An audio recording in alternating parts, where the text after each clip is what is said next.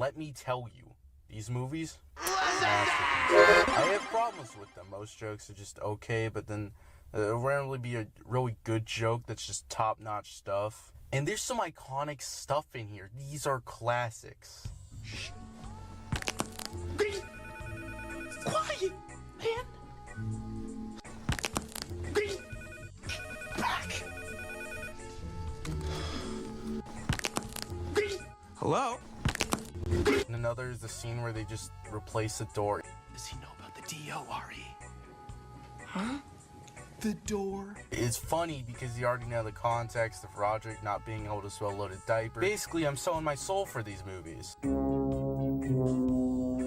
And that's lingo for $5 DVD. My favorite is Roger Goals because, dear God, is he rolling. But we better start with the first one, but it wouldn't even matter. All the scenes in this one are pretty just detached. Stuff just happens. The actual story starts like halfway through and it makes it feel like a diary. Jesus Christ, they did it. What the hell is this? Where's the reverse button? First problem, too much shirtless children, not enough Roger. There's this whole Halloween scene that just turns this movie into a Halloween movie. It's a tradition now. They basically make a bunch of teenagers mad. Those teenagers thirst for blood. It ends with them running into the haunted woods. This is when I realized Greg and Rowley are just the kids from Monster House. Truly terrifying.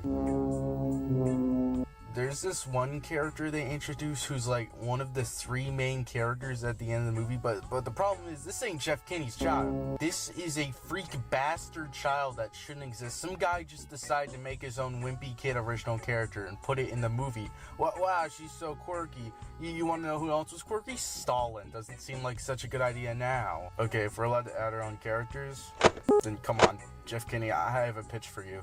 She looks different in every scene and has like one line in them. It doesn't feel like a character, more of a hive mind of people. It just feels out of place. She hangs out under a bleacher just the entire school day. This scene just doesn't feel right.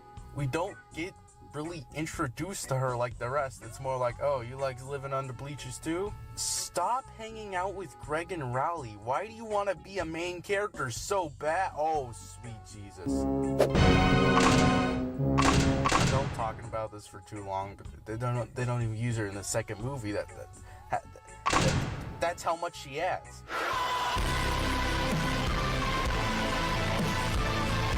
To be honest, Greg loses so much that when they revealed that he could sing good, I expected it just to pull a Joker and all of this be a dream sequence, but nah, it's real. Greg is real. Why so serious? Really, the Greg downfall arc is truly cinema. Greg throws a bunch of kindergartners into a well and blames Rowley. This then leads to something better than anything Quentin Tarantino has ever made. You can't get mad. You only care about yourself. You hated my cartoon. You made fun of my clothes. You disrespected Joshy. You broke my hand and you didn't even seem sorry. That broken hand was the best thing that ever happened to you. Don't call me. Don't come by my house. We're done.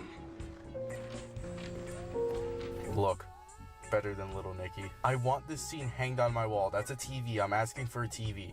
If there's a villain, it's probably going to be Greg Heffley, but that doesn't count. The bullies show up again and again, but they get their revenge after like an entire year has passed. How do you still recognize Greg? How in the hell? The police could use you. Maybe finally find this guy.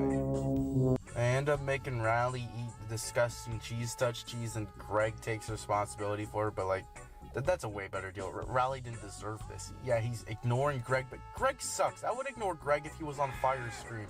That whole appeal is seeing character do bad thing, worst thing happens to them, they learn their lesson. It happens with Roderick, it happens with Greg. It doesn't happen with Rowley because Jeff Kinney is an avid user of Hates Rowley pills. This whole plot line is like the one episode of Drake and Josh. Josh's life is better without Drake, and Drake's life is worse. Drake, sit down. No!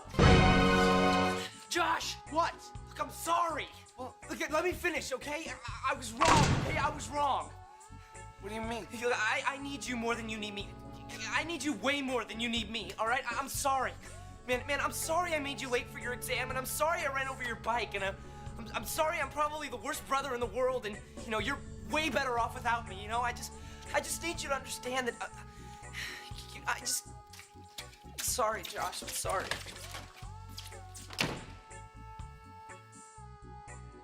then this is the next episode. This movie is stuff happening. Don't bring down your friends. Stuff happening. God damn it, I hate this character! Roderick Rules is an actual cinematic masterpiece. There's some actual iconic scenes in here. This is the best movie of the trilogy. I love it. It goes up with the great sequels like Empire Strikes Back. Yes, I'm saying that. Stupid space blockbuster. Truly twisted movie showing the depravity of man. This movie is hilarious, and it's so painful you want to rip your teeth out. Greg is in church, but it sure feels like hell. How did they make Roderick the best and worst character? I mean, Greg is a jerk too, so I guess that's why it works. Seems all the senses are lost to absurd.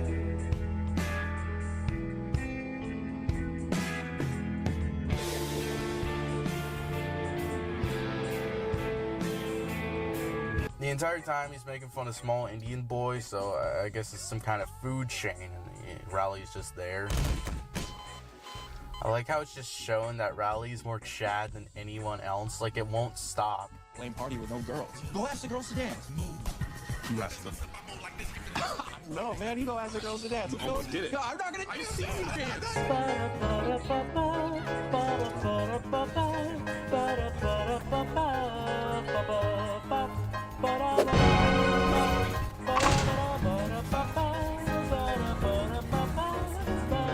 I want to be famous. Well, you're getting damnation. Hi, I'm Rowley. The first movie really felt like someone's life. Pointless movie. This movie mostly everything connects. I love it. The party they had later affects the plot. Greg's crush comes back. Oh yeah, and pain. So here's the scene where Greg runs through a retirement home naked.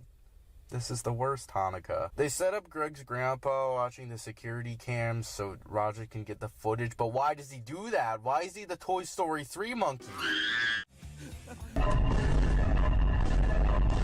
He gets molested by old people. I hate Smash tournaments. This scene is torture.